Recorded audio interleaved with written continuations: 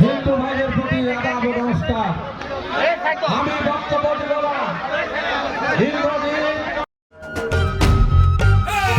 Vote দিব কিসে ধানের শীষে। আমাদের মাননীয় মহাসচিব ঠাকুরগাঁয়ের অহংকার জনাব বলছে আমার মায়েদের হাতে প্রত্যেকের হাতে আমি একটা ফ্যামিলি কার্ড তুলে দিতে চাই। বন্ধুরা, কৃষক ভাইদেরকে আমি একটা করে কার্ড দিব, ওটার নাম কৃষক কার্ড। এই কার্ড দিয়েছে আমরা যেন সারের কোনো সমস্যা না হয়, বীজের কোনো সমস্যা না হয়। ভুট্টা চাষ শুরু করছিলাম এই এলাকায়, আগে লোকজন ভুট্টা চাষ করতো না, মাকাই।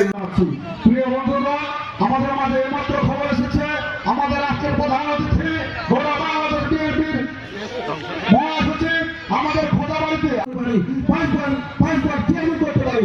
অবশ্যই আমরা প্রিয় সমাবেশ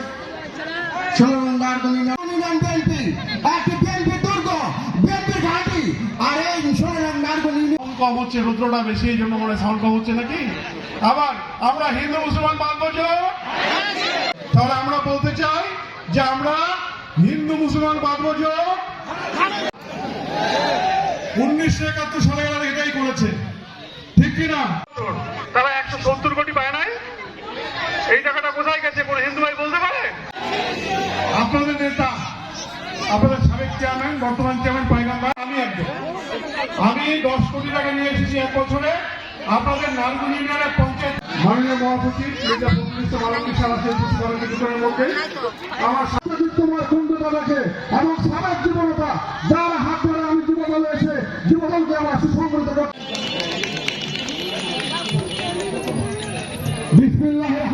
আমরা বিএনপি সবসময় আমরা কাজে বিশ্বাস করি, আমরা কর্মে বিশ্বাস করি, আমরা সমালোচনায় বিশ্বাস করি না।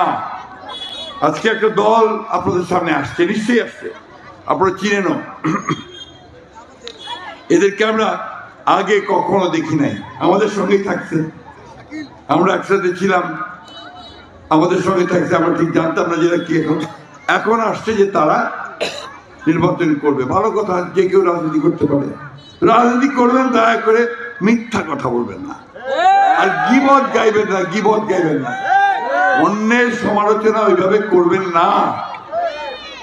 এই দলটা সম্পর্কে একটু কথা বলতে পাই, আমি ক্যান্ডিডেট সম্পর্কে কোনো কথা বলবো না, কিন্তু দলটা সম্পর্কে বলবো। এই জামাতি ইসলাম ইসলামের কথা বলে, কিন্তু আপনি দেখবেন আজকে অনেক মৌলানা সাহেবরা, তারা বিশেষ করে চরমোনাইয়ের মৌলানা পীর সাহেব, তিনি পরিষ্কার করে বলতেছেন জামাতে ইসলাম কোন ইসলামী দলই না। আমাদের অনেক আলেম মোলামারা তারা পরিষ্কার করে বলতেছে যে জামাত ইসলাম ইসলামের কথা বলে মানুষকে প্রতারণা করতেছে, ভুল বোঝাচ্ছে। আমাদের একেবারে সাধারণ মহিলাদেরকে, মা বোনদেরকে ভুল বুঝাচ্ছে যে দাঁড়িপাল্লা ভোট দিলে নাকি আপনার জান্নাত পেয়ে যাবে, নাউজুবিল্লাহ। কারণ এটা কোনো মুসলমান বিশ্বাস করবে না। মুসলমান বিশ্বাস করে যে তার আমলের উপরে নির্ভর করে আল্লাহ তাকে বেহেশতে দেবেন কিনা সেটা আল্লাহ নির্ধারণ করেন, ঠিক তো? আরো কথা আছে, কয়েকদিন ধরে এই টেলিভিশনটা মোবাইলটা অনেক কথা হচ্ছে। তার মধ্যে একটা কথা আসছে যে তিনি মহিলাদেরকে, ওনাদের যে আমির সাহেব, তিনি নাকি মহিলাদেরকে খুব অশ্লীল ভাষায় গালিগালাজ করছেন। দেখছেন আপনারা? কি দেখছেন?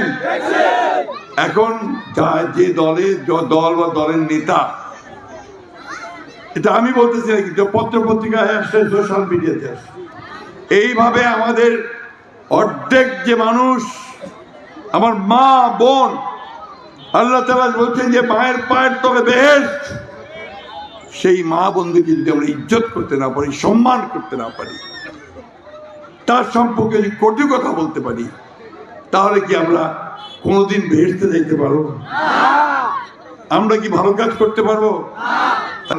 গত 15 বছরের রাস্তাঘাটের কোনো কামে হয়নি। আমরা আপনাদের রাস্তাঘাটের কাজ করব, আপনাদের মাদ্রাসা ঘরটা দেওয়া হয়নি। সে কতদিন আগে মাদ্রাসার ভিত্তিপ্রস্তর করে গেছিলাম বোধহয়, নাকি পয়গাম? হ্যাঁ, বহু আগে। যেহেতু আমরা এটা ভিত্তিপ্রস্তর দিচ্ছি, আমরা শুরু করছি, পয়গাম কইছে, সুতরাং বিগত সরকার, আমার রমেশ বাবু কিচ্ছু দেয়নি, মাদ্রাসা ঘর টর কিচ্ছু দেয়নি। এইবার ইনশাআল্লাহ সবচেয়ে দ্রুত আমরা যদি নির্বাচিত হয়ে যেতে পারি, আমরা এই কাজগুলো করব। তো কি ঠিক আছে না? বলরা ঠিক আছে নাকি?